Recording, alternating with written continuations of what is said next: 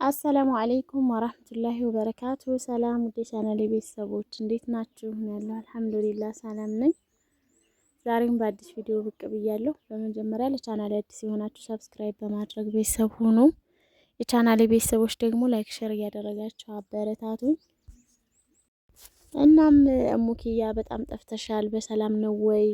ኪዩስ ደህና ነው ወይ? አትጥፊ ያላችሁ ልጆች አላችሁ።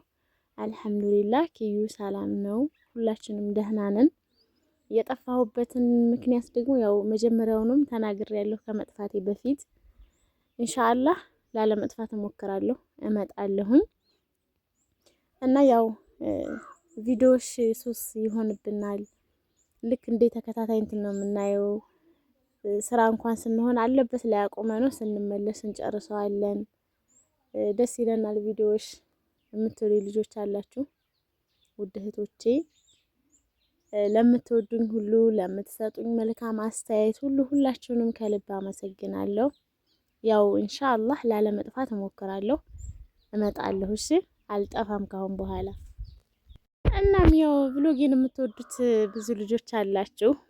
ያው እንግዲህ ዛሬ የቀን ውሎዬንም እያሳየኋችሁ በዛውም ደግሞ አንዳንድ ጥያቄ ስላላችሁ እሱንም ጥያቄያችሁን ለመመለስ መጥቻለሁ።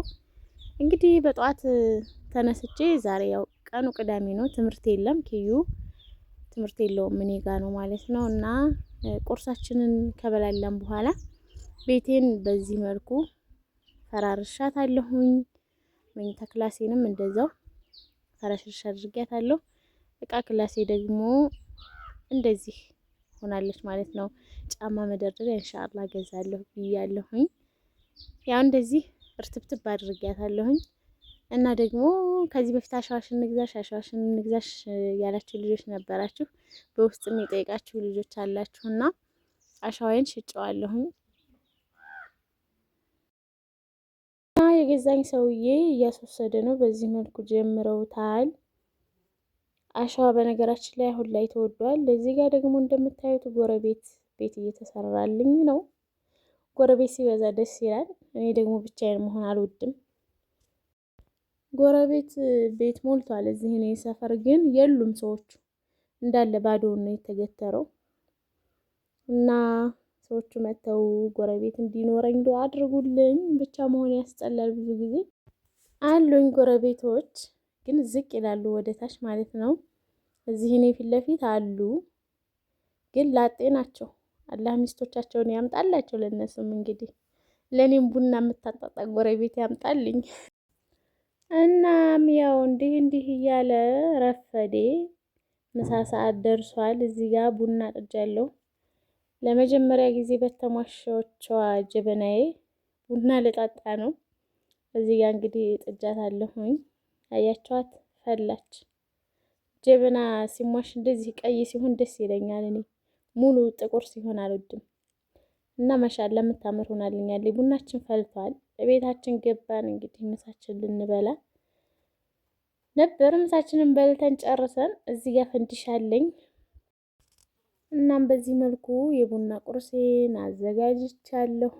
ያው ቡናችን ፈልቶ ገብተናል ቤታችን። እንግዲህ ቡና ልጠጣ ነው። አህሪቡ ተፈደሉ፣ ኑ ቡና ጠጡ። እናም አይ አንቺ የቡና ነገር ጥናሽ ነው ገና በልጅነት ተለክፈሻል እያላችሁ ነበር ባለፈው።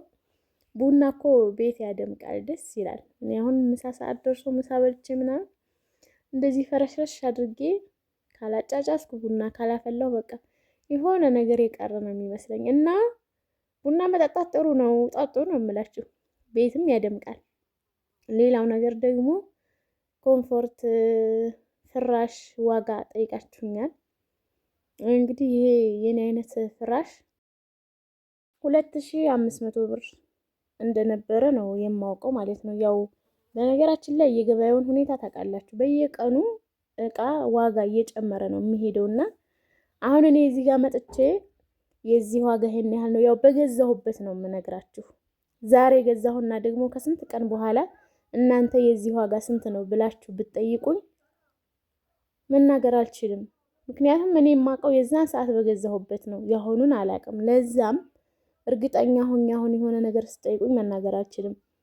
አንዳንድ ልጆች ደግሞ አሁን ሄደሽ ጠይቂ የፍራሽ ዋጋ የዚህን ትሉኝና ብዙ ልጆች ማለት ነው በውስጥ መታችሁ አውርታችሁኝ ዋጋ ጠይቄልን ብላችሁኝ ለዚሁ ብዬ ሄጄ በተለይ የፍራሽና የትራስ ልብስ እንደዚህ ደግሞ ፍራሾች፣ ብርድ ልብሶች እሱቅ ሄደሽ ጠይቂ ብላችሁኝ እሺ ብዬ ሄጄ ጠይቄላችሁ ዋጋውን ከነገርኳችሁ በኋላ በዛው ትጠፋላችሁ። ይሄ ደግሞ ለኔ ድካም ነው የሆነብኝ። ስለዚህ እናንተ እቃ መግዛት ስትፈልጉ ማዘዝ ስትፈልጉ በቃ ይሄን ያህል ብር ለዚህ ይበቃኛል ብላችሁ በእጅታችሁ መላክ ነው። ከተረፈ ያው ለእናንተው ነው የሚላክላችሁ ለቤተሰቦቻችሁ ማለት ነው። የሚተርፍ ነገር ካለ የሚያስጨምርም ከሆነ ጨምራችሁ መግዛት ነው። እንደዛ ነው ማድረግ ያለባችሁ እንጂ እና ብዙ ልጆች በተለይ አሁን ዋጋ ለማወቅ ብቻ የምትመጡ መስሎ ነው የሚሰማኝ። ለምን ብዙ ናችሁ እንደዛ ብላችሁ የምትጠፉት ማለት ነው። እና እንደዚህ ነው ልላችሁ የምችለው ስለ እቃ ዋጋ። ጤፍ ደግሞ ኩንታል ስንት ነው ብለሽ የጠየቅሽ ልጅ ነበርሽ። ጤፍ ኩንታል 11,000 ብር እንደነበረ አውቃለሁኝ። ከዛ ወዲህ ይጨምር ይቀንስ አላቅም ማለት ነው። ያው ቦታው ሲሄድ ነው ደግሞ ማወቅ የምችለው። ማሽላ ደግሞ አንድ ኩንታል 7,000 ብር እንደሆነ ነው የማውቀው። ያው የማውቀውን ነው የምነግራችሁ ማለት ነው። ሌላው ነገር ደግሞ እቃ ብናዝሽ ገጠር ታደርሻለሽ ወይ ነው።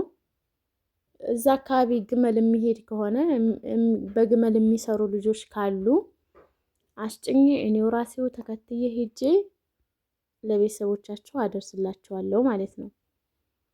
ያው እንግዲህ የዛሬው ቪዲዮ ይሄን ይመስል ነበር። ቪዲዮውን ላይክ ማድረጋችሁን አትርሱ። በሌላ በአዲስ ቪዲዮ እስከመጣ መልካም ጊዜ ወዶች